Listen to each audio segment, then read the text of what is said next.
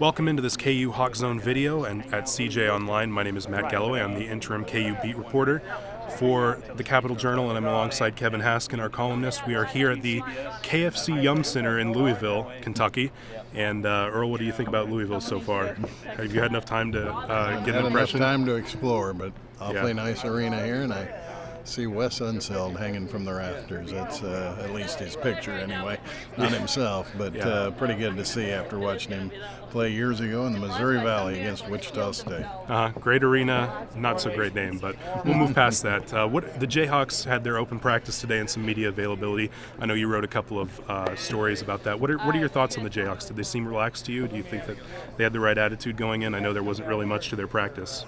I think so, and you get to these things, these public practices, and it's just kind of a shoot around, if anything at all. And so they've been riding a lot of confidence here throughout the 16-game winning streak. It just continues to build, and did so last weekend in Des Moines. So I expect good things again here in Louisville. Yeah, it is worth noting the open practice didn't reveal much, but two big players for KU, LaGerald Vick and Evan Manning, did hit half-court shots, so that should be good mojo. They got for them. The range. Yeah, it should be good mojo for them going forward.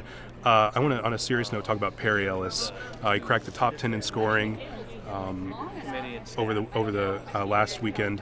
How important is it for him to reach a Final Four? And I know Danny Manning, Nick Collison, Sharon Collins, a lot of the guys on the top 10 scoring list have a Final Four to their name, all at different eras.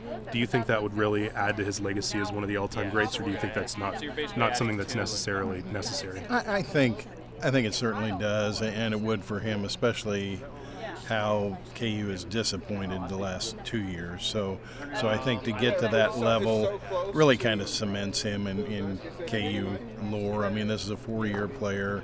Kid who was a 4-time All-State player for Wichita Heights, led him to 4 state titles. And, you know, I tend to really celebrate a Kansas kid who can do well at KU, and he certainly has. But that would add to his legacy quite a bit to see him get to reach that level and get to Houston. Now, I know you have a column on the way at hawkzone.com about Frank Mason. He hasn't really had a great tournament so far. He's been hobbled by various things, as you detail. How important is he? I know Devontae Graham said that he'll be the primary defender. Mason will on Melo Trimble early on. How important is he to this matchup? Oh, very important. I mean, Trimble's a real wild card for Maryland, and he's so good at being able to initiate contact, to draw fouls, and get to the free throw line. Of course, Frank can get to the line too, and Bill Self made a nice statement today when he said, you know, it's just not a one-way street on this matchup. Frank can do some things too to make it hard on Trimble. So we'll see if he does. Frank's only 3 for 15 in the NCAA tournament.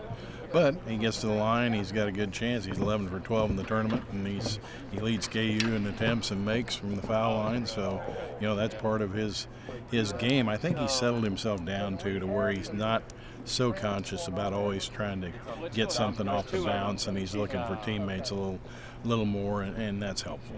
And as Coach Self mentioned after the last game against UConn, when he has 2 of his 3 guards clicking offensively, he thinks they're a really good team, and he had that with Selden and Devontae in the last contest. So we'll see what Frank contributes. I don't anticipate Self will need to pull him in the tunnel and give him some words of encouragement like he did against UConn, but we shall see. The last thing I want to get from you before we get out of here is a prediction. Do you think this goes on, and do you think the Jayhawks get past Mark Turgeon and move on to a matchup with either Miami or Villanova? I do. I think Maryland gives them a good game. I think Maryland will be loose too, and as Self mentioned today, I mean, this is a team that could have easily been a 1 seed, Maryland, because they rose to as high as 2 in the rankings, and certainly a talented bunch, best group that Turgeon has ever coached at any of the stops he's made. But I think Kansas is on such a roll that I would look for him to win. I'll say 76 to 71. They've got a big guy in Diamond Stone who I'm writing about for a story at hawkzone.com who could pose some problems. Projected first-round NBA lottery pick. a 7-foot guy who blocked 8 shots against Nebraska in a game earlier this year. I think that's the key matchup for me. Landon Lucas, who's had such a great tournament, been so key to their 16 straight wins. I'm with you, though. I think the Jayhawks pull out the win 75-70. But for Kevin Haskin, this is Matt Galloway saying thank you for watching this CJ Online and HawksZone.com video, and we will talk to you after the game tomorrow.